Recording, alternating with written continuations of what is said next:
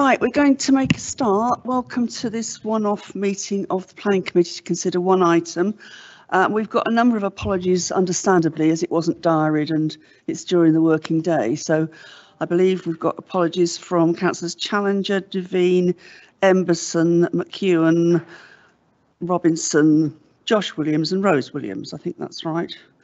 But we are quorate, as we have 1, 2, 3, 4, 7 of us, and with the quorum is 5.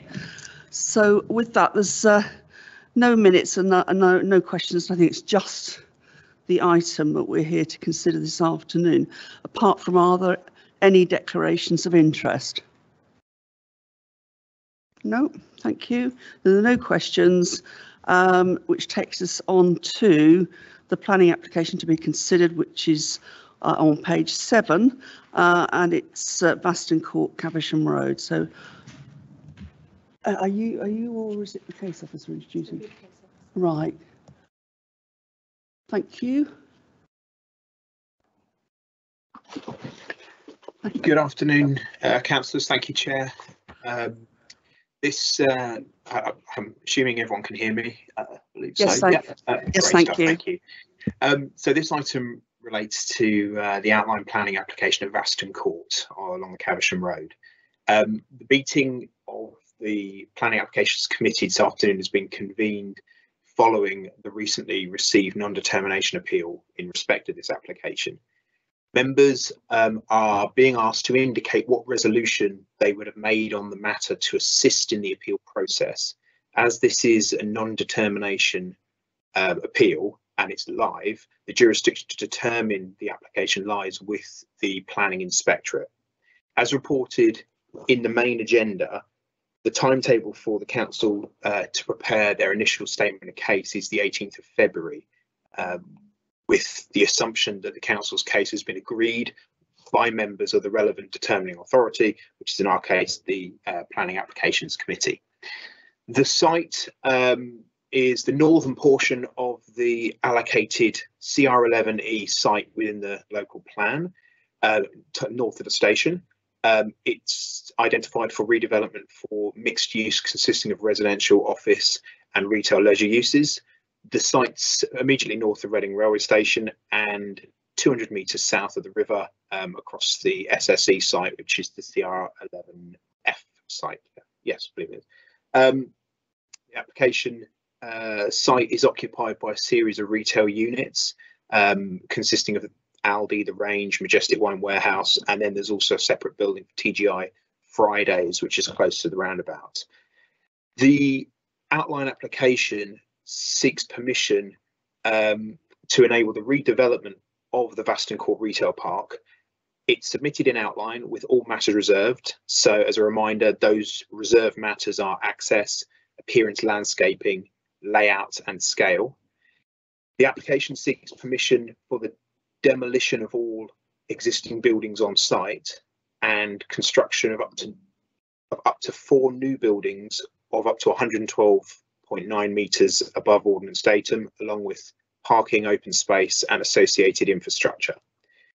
The proposals seek a maximum floor space of 90,850 square metres, which could include a minimum of 600 units to a maximum of 1,000 units, provided within a range of apartment buildings of various sizes and scales, types and tenures. It proposes between 2,000 and 7,000 square metres of flexible retail, leisure, community uses. So that would be your traditional A1 to A5, D1, D2. As you can see, the PowerPoint presentation is up with site photos. The proposal proposes a maximum floor space of 24,500 square metres of office use and a delivery of a mix of public and private open space, including children's play space, etc. Given the flexibility being sought at this outline stage, the proposed development could come forward in a range of different ways at the detailed design stage, which is included, summarised and included within paragraph 2.4 of the main committee report. Permission is obviously essentially sought for a flexible mixed-use scheme and as such, the amount of development is not considered a reserved matter, and therefore is fixed within the maximum and minimum levels proposed across the site as part of this outline application. If outline permission were to be granted, then that would be the base planning permission for the site, and there would be the reasonable expectation that any subsequent reserve matters applications would be granted for buildings that reflect the range of development proposed. So it's not possible, if this development is approved, it's not possible for the local planning authority to row back on the agreed range of development granted. And that's why it's therefore essential that we are satisfied that the maximum physical expression of the amount of development sought can be accommodated in an acceptable form based on our local plan policies and with due regard to any other material considerations. In summarising the conclusions, it's fully recognised that the main agenda report presented for this item is complex and covers a range of issues. So in summarising the conclusions of that report, the development, firstly, as proposed, is considered likely to prevent the achievement of a high quality north-south pedestrian and cycle link between the river and the station. Officers consider this link an essential requirement of policy for the area, and failure to provide a satisfactory alignment for the connection through the site compromises the overall route and is considered unacceptable. The proposed heights of the development are considered to contradict the Reading Station area framework and the threefold approach to density, height and massing as set out within that framework. The combined effects of the proposed height, its density and its massing is considered to fail to relate positively and appropriately to local character and the context of the site.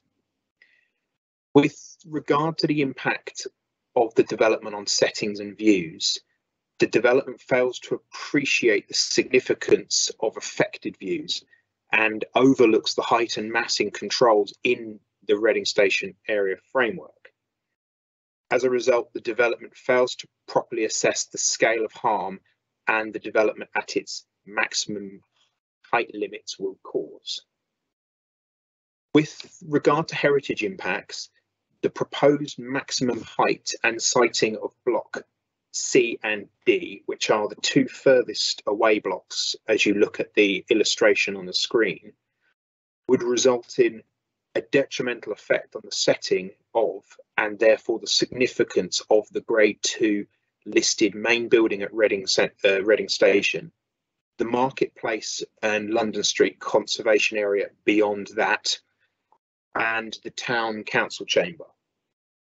The siting of each respective plot within the development, the public realm, and the vehicular access arrangements at the interface of the development with Aston Road to the left of our screen and to Caberson Road to the sort of bottom right of our screen, and the remainder of the CR11E site allocation, which is to the right hand side, kind of an indicative massing proposed there, is not considered to maximise and secure a high quality public realm, nor is it considered to make the most efficient use of the site, achieving effective permeability between sites, and fails to adopt a comprehensive approach to the development of the site allocation as a whole.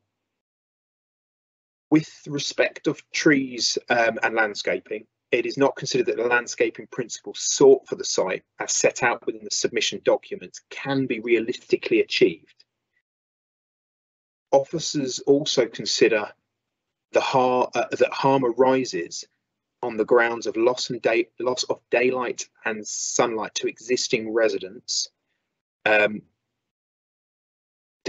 illustrative CGI you see on your screen, the relationship to Aston Road and the properties opposite is specifically referenced.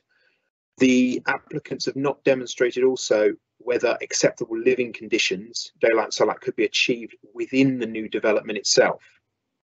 Furthermore, insufficient information has been provided to demonstrate that mitigation measures would be sufficient to provide the required level of mitigation to those predicted wind and microclimate conditions created by the development itself. The proposal also fails to deliver high quality open space on site through the layout of each individual plot, specifically the relationship to the North Station Square and the small area of open space at the western end of the east-west route, which is to the northern block of the slide you have on the screen. This is also identified as a failure to adequately mitigate the impacts of development through the provision of sufficient off-site open space and leisure facilities. With regard to sustainability, the information submitted with the application is not considered sufficiently robust enough to be supported at this stage. The proposal therefore fails to demonstrate that the development is suitable in terms of sustainable energy in meeting the council's policies and climate change objectives. Finally, in the absence of a completed legal agreement to secure an acceptable contribution or mitigation plan towards provision of those items listed in the main agenda report and the update paper, this has formed a reason for refusal. In summary, the report presented to the committee presents a number of harmful impacts caused by the proposed development and clearly identifies a failure to meet all relevant policy objectives. Officers therefore have a requirement to weigh this harm and the arising policy conflicts against those identified benefits of the proposed development.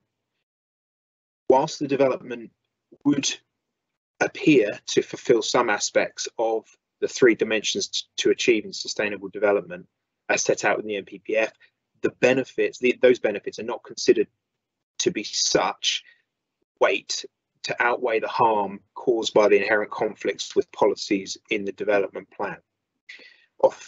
Officers therefore conclude that they have been that had they been able to make a recommendation on this application, it would have been that it should be refused for the reasons set out in the main report and as amended in the update paper. Briefly, with regard to the update paper, this confirms it reports the latest position with regard to flood risk, affordable housing, and identifies a number of corrections and clarifications to various refusal reasons. Subject to the amendments and clarifications, the officer recommendation as reported in the main agenda remains unchanged. Finally, it's worth noting that if members do support the officer recommendation presented today, there is the possibility that some of those identified reasons for refusal, which there is 12 at the moment, especially those which centre on the lack of adequate information, may well be satisfied or addressed during the forthcoming appeal process. Now, such common ground would likely have been reached through the application process had it proceeded without the appeal for non-determination being lodged. Thank you very much. Thank you for a very comprehensive report. Have you got questions or comments, Councillor Page? Chair, can I thank Brian and his colleagues, and I know quite a number of the planning colleagues have been involved in drawing up an extremely thorough report that obviously, because of the non-determination appeal, requires a greater level of detail than would perhaps normally have gone into a committee report. It is a very thorough case that I would hope that we would all support. Can I just make a few points in support of the officer recommendations? Firstly, to emphasise that the site we're talking about is part of a bigger site, namely the site CR11E that is referenced in the local plan. And if you look on page 13, the aerial photo effectively shows the site, although not all of it, because to the right of the photo is only part of the multi-storey car park, which extends right the way down to the roundabout, which is also part of the site. So the application is only the yellow part of the photograph, and the white roofed area is also part of this site. So we have only a partial development of that allocated site coming forward. And 2 or 3 years, over the last 2 to 3 years, I have sought to convene and achieve meetings of the respective landowners with the objective of getting them to talk more to each other to deliver a comprehensive regeneration of the whole site, not necessarily in one go, but at least to ensure that the key objectives of the council in planning terms were recognised and delivered. And I'll pick up on some of the points that Brian has highlighted in the report.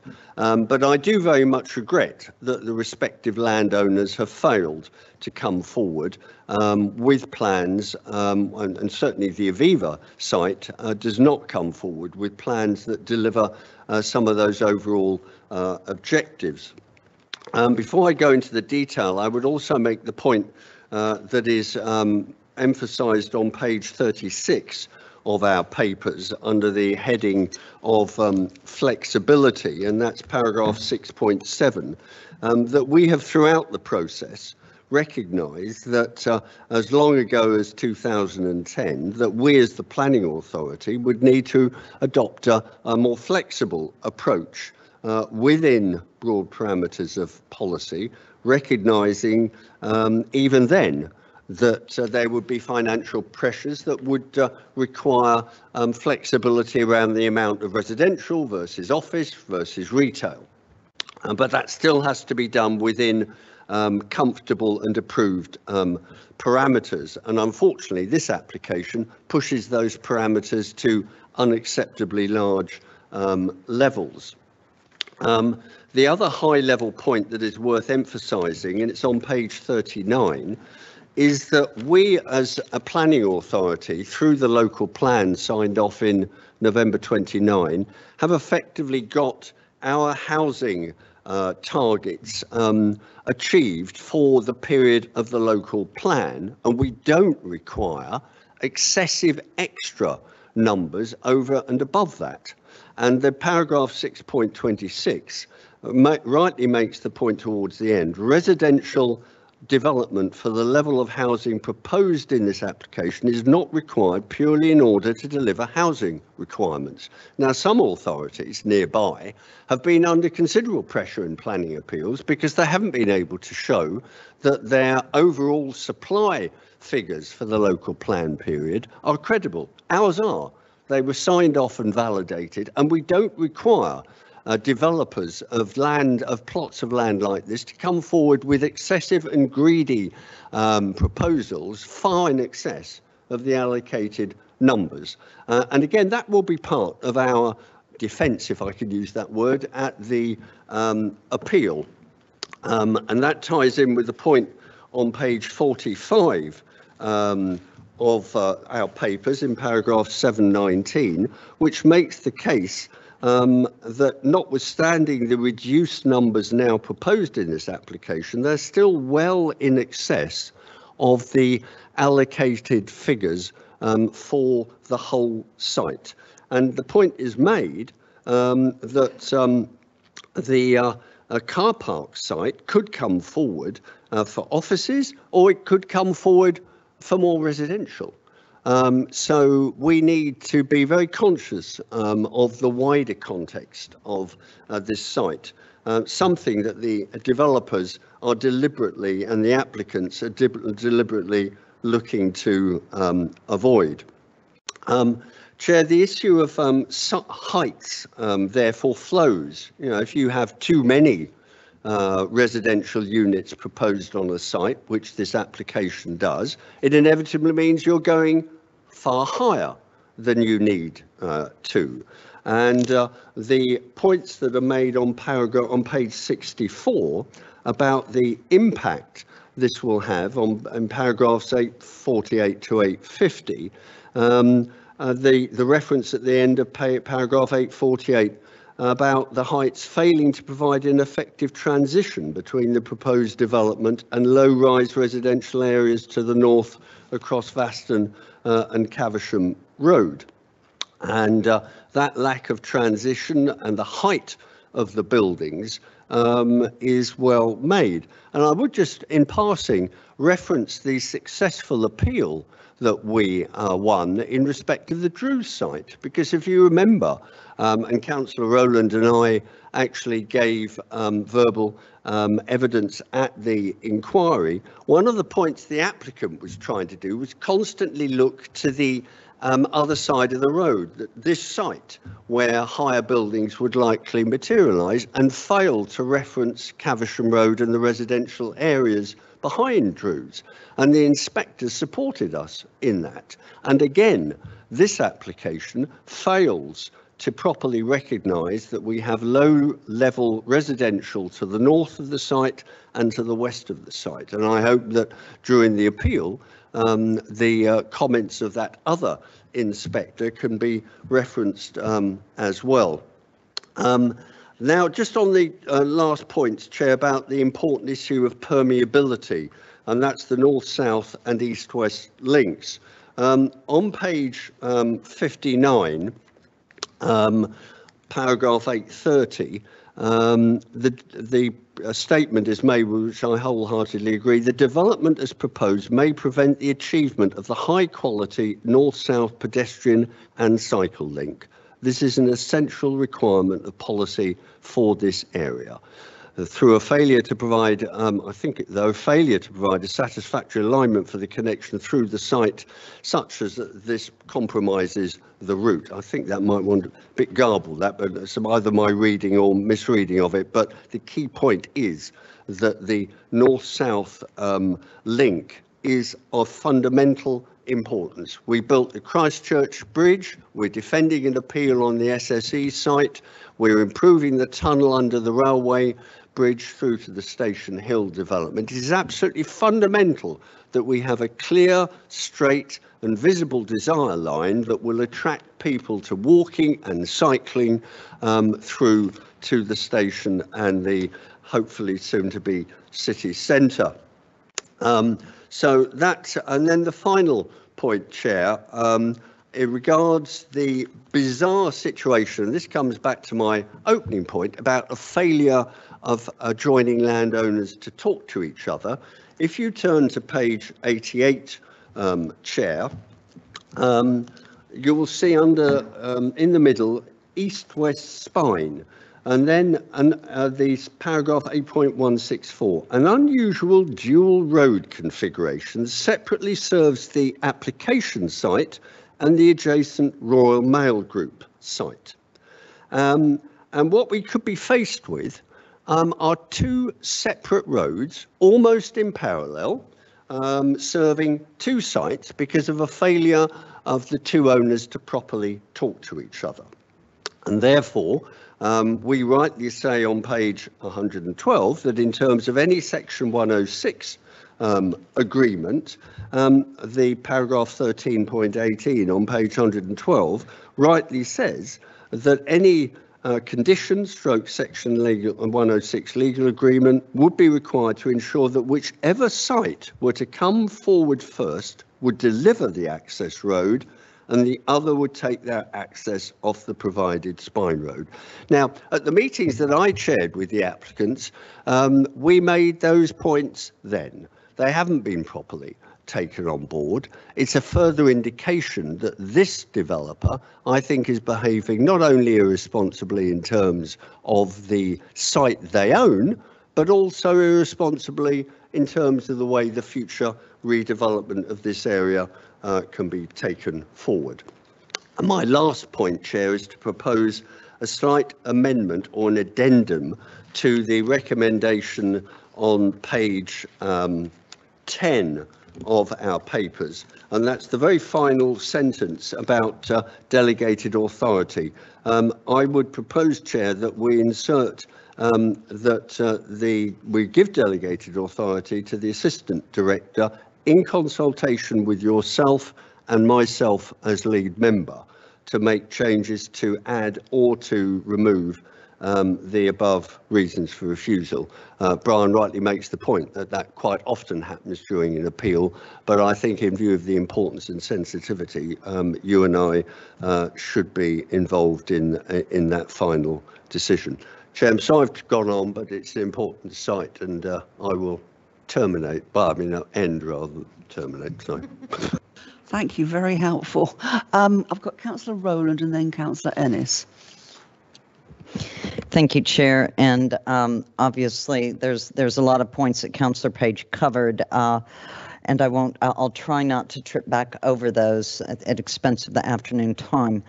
I do think that I will reiterate Councillor Page's points in as far as this is, as a local planning authority, we have a real obligation to create a Reading that is right for the town center and right for us. A developer, when they come on board, needs to understand and operate within the policies that we've set out. And I thank officers for the extensive work that they have done and the review of many policies, of which we will see listed in the likewise extensive report that have been challenged by the proposed even outline of this development. Councillor Page mentioned the north-south route, which is just so integral in everything that we have been trying to shape and needs to be shaped for Reading, and that is so clearly set out in our policy. We have worked really, really hard, I feel, to try to involve the developers to work with us in that creation, and there were plenty of opportunities, I feel, to have come on board to be a real positive, the middle guy there in the whole picture, and to have worked with us much better on that. As it is, the outline planning application here shows a really disjumbled open space obligation to the environment, any sort of placemaking regards in terms of the wider aspirations we have for the city. It really, and I do again realize it's an outline planning application, but once you have these buildings there, you're not moving them. And there is no indication here that is going to suddenly shape up into something. It just simply cannot. And so that is obviously very concerning. I also take on board the situation with the, is that children or? Yes. Okay, sorry, I hear some screaming off in the distance. So I also take on board the comments from officers in regards to the wider impact for Reading in terms of the heritage in the area, which, as one knows, I often am quite keen on ensuring is something that's being paid attention to. The report fails to go on and list several other local listed sites like the Drews building, which Councillor Page mentioned, that are really just directly right across, all of which, along with the listed buildings and listed sites in the area, and there's many views. And I thank officers for providing the views that show the impact of the proposed site on heritage views, on heritage character areas, and even unlisted buildings. The dwarfing of the clock tower at the train station, it's just an absolute lack of regard for what Reading is, and that's our job to protect. And I feel for many of the points which Councillor Page laid out that this is failing to meet so many of those issues. You know, again, the massing is a situation which some people are very uncomfortable with. But I go back to my comments about the public realm and the open space. buildings may be tall, and these are indeed really pushing the limit of what we have planned and what we have shown them with the train station, the framework that we have laid out. But without having space on the ground where people actually live that is permeable, that is a real open space for the public to enjoy and traverse through, then we've got nothing. And I agree with absolutely everything in this report, and I will support the recommended action. Thank you. Thank you. Councillor Ennis, you were next, I think. Thank you. I mean, I want to thank Brian and Alison for a very comprehensive, detailed report, which was easy to read. It's got Alison on the name. Yeah, I did read it. I mean, if Brian wants to claim it all, that's fine.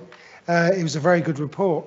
I mean, what concerns me is this type of application. We get criticised a lot for being what some perceive in the town, particularly some of our newspaper comments, is that we are happily permitting everything and anything in Reading with flats, and we have to work to parameters, and we have a very good local plan that they were sticking with. And, you know, we ask developers, we ask landowners, developers, to work with us to make the town a better place. And this sort of thing is akin to what the Conservative government were talking about initially, is build what you like, where you like, when you like. It's your land, do what you want. And this is the result of it, really. It was good that they pulled back. I think they pulled back, but it was good that it looks like they pulled back, because this would be the result if we didn't, is just developers not bothering to be talking not only to the council but to other potential developments, and building what they like, you know, when they like, and we'll do it between 600 and 1,000 units. I mean, that we can't tolerate that, really. It's not it's not good planning, and particularly the one that I was interested. I was going to ask a question, but I mean, as soon as there's no developers here today, there's no one to answer back. Is then to make the point about the Section 106. The Section 106, particularly affordable housing, you know, the build to rent, it's ambivalent to the extent as we'll do what we want when we want, and we'll let you know when you see the buildings. There's no agreement, there's no discussion, there's no taking responsibility for that, no putting something back into the town, making a massive development, which is akin to 1930s New York, really, isn't it, in some ways? And that gives us big concern, is that the talk about affordable housing, with such a big development like that, you'd expect some sort of plan, some sort of agreement, some sort of policy and adherence to policy, but it doesn't seem to be. I mean, I think Brian's confirmed it, really, and that gives me big concern, because there's one thing about light and sight and building massive density, but another thing about not even contributing to what affordability looks like, or Section 106. So that is very concerning, and it hasn't been answered. I take it, Brian, it hasn't been answered up to now, which deems why I would support the recommendations to refuse.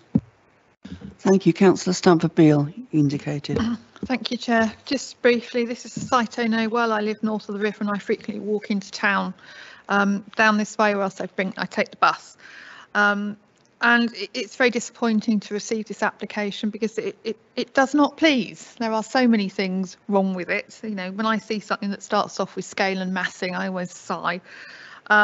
It doesn't comply with our tall building strategies. We do like tall buildings in Reading, but we want them to be in the appropriate place, the appropriate scale, and with the appropriate Section 106 or affordable housing or off-site affordable housing. This application has none of that. It doesn't have a good walking route north to south, which is key. You know, I like that because I do like walking around town. I was at a meeting earlier today at Merle, and I was able to walk through the Oracle because there's a great walking route to get to here. An example of good planning. This isn't a good example of good planning, so I will not be supporting the application. Thank you. Thank you. I'm not seeing anybody else indicating. So can we is everybody happy if we add on at on page 10 on the recommendations at the end of the last paragraph, in consultation with the chair of the Planning Applications Committee and the lead councillor for Strategic Environment Planning and Transport? That just we'd add that on at the back. Can I see all those in favour of the recommendation, including that added? Yes, and the ones in the update pack, but again, that last bit's not affected, is it? Because it's the same in the update pack. Okay, can I see all those in favour of refusing this application? Thank you, that is unanimous. Thank you, that's our business. Sorry, Julie would like to say something. Yeah, sorry, just want to take this opportunity. It was discussed earlier who was drafting this report. Well, just to confirm that it was a joint effort. Alison was helping as well, yeah, because of obviously the time frame. But it was mainly Brian did all the collation of it all together. But also, with reference to Brian, this is his last Planning Applications Committee, I believe. So he is leaving us very shortly. So I just wanted to say thank you to Brian. Thank you for it. It's sort of sweet, wasn't it, that you appeared at the last committee? Bit of a swan song for you. I don't think any time appearing at a committee is a sweet thing, but yes, yes, it is my last. But I'd like to echo what Julie said. This is probably the most combined effort from a council-wide group of consultees, officers, and external consultants as well on this particular application. There's been a significant amount of technical input in a really short space of time to turn this around, to get it presented today. So thank you, Andrew. Thank you, Brian. Can I also just wanted to say thank you to members for being flexible enough and enabled us to have this extra meeting to meet our deadline. We've still got more writing to do by Friday to get these statements submitted. So thank you very much for that. No, thank you. And actually, it's been easier to chair today because we've only got some of us here, and I can see you all instead of having to peer around Councillor Page. But can I add my thanks to all the officers who've inputted to this, but also particularly to Brian, and to wish you all the very best in your new job. We're very sorry to see you go. Thank you. Okay, I think that's probably it now. So thank you all for making yourselves available this afternoon.